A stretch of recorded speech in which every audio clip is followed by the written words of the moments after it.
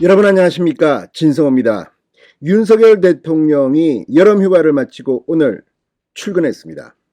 그리고 국민의힘은 내일 전국위원회를 앞두고 이준석 체제가 해체되기 시작했습니다. 자, 방금 전 들어온 긴급 속보입니다. 이준석 대표가 임명했던 이준석 대표의 측근이라고도 할 수 있습니다. 한기호 사무총장, 그리고 홍철호 부총장 등이 방금 전 전격 사퇴했습니다. 자, 이제 이준석 체제는 붕괴되고 있습니다. 또 정미경 최고위원, 마지막까지 최고위원직을 사퇴하지 않고 있던 정미경 최고위원이 방금 전 사의를 표명했습니다. 김용태 청년 최고위원은 현재 그대로입니다.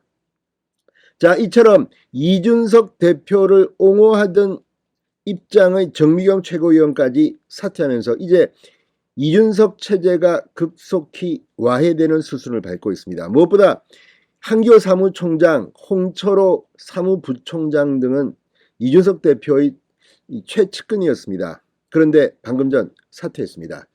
자, 지금 윤석열 대통령의 지지율이 오늘도 기대 이하로 낮게 나오고 있고, 지금 박순애 교육부총리, 사회부총리 등에 대한 국민들의 비판이 커지고 있습니다. 이런 가운데 지금 대통령실도 긴장하고 있습니다.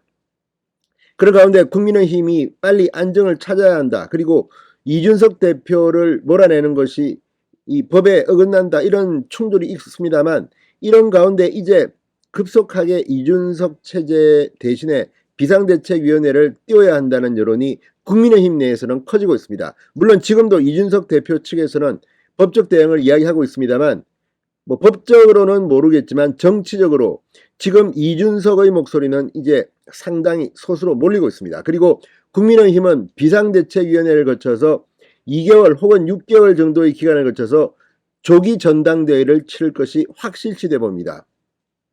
자, 방금 전 한기호 사무총장 입장문을 내고 전격 사퇴했습니다. 한기호 사무총장과 홍철호 전략기획부총장, 강대식 조직부총장이 일괄 사퇴했습니다.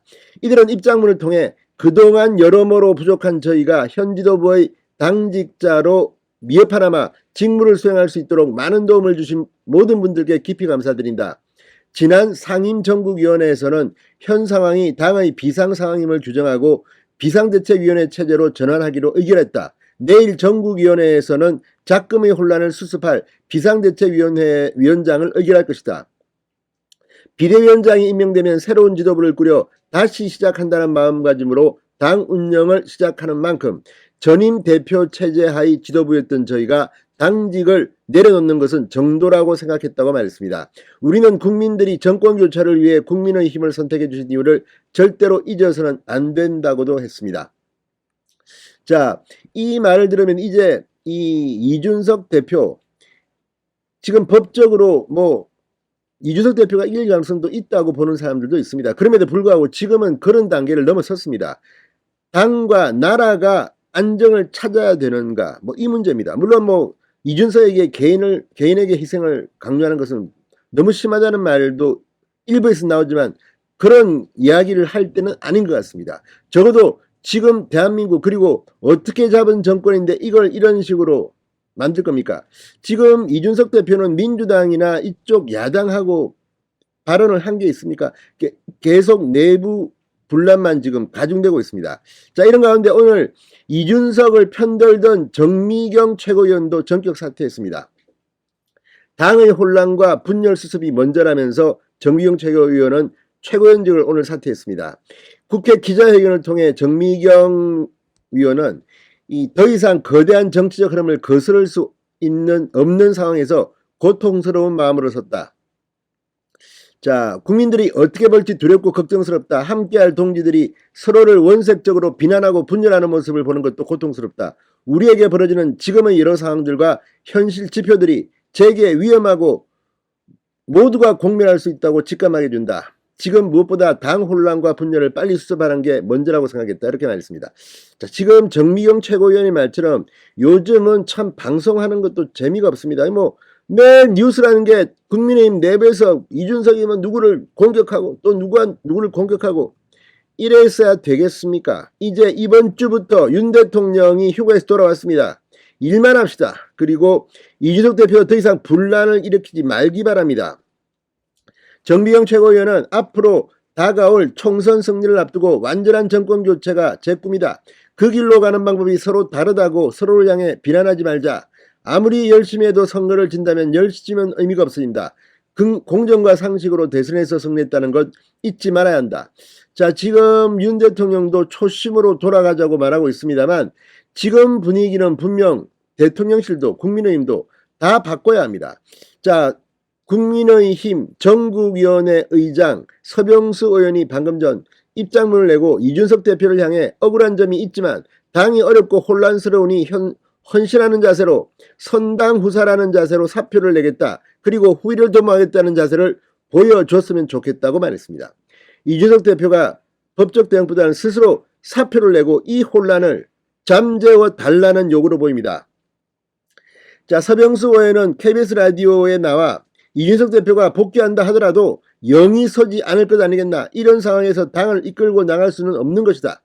저는 그동안에 기존 당헌 당규에 따라 비상 상황이라고 규정할 근거도 없고 명분도 없다고 쭉 말씀드렸다. 그러나 최고위 의결로 비상 상황이라는 유권 해석을 해달라는 공식적인 요청이 있었고 당은 당헌 당규상 상임 전국위원회를 열어야 하는 상황이 왔고 상임 전국위원회에서 44분 중 29분이 찬성함으로써 현 상황이 비상 상황으로 규정돼 비대위를 구성하게 됐다고 설명했습니다. 이제는 옳고 그름을 떠나서 다수결로 결정하는 이런 상황이 너무 안타깝기도 하고 또 민주주의 약점이 아닌가 이런 생각도 해본다. 다만 저는 상임정국위원회 위원장으로서 당헌 당규에 충실하고 또 원칙과 상식을 가지고 민주적 절차를 밟아 나갈 수밖에 없는 것이라고 말했습니다.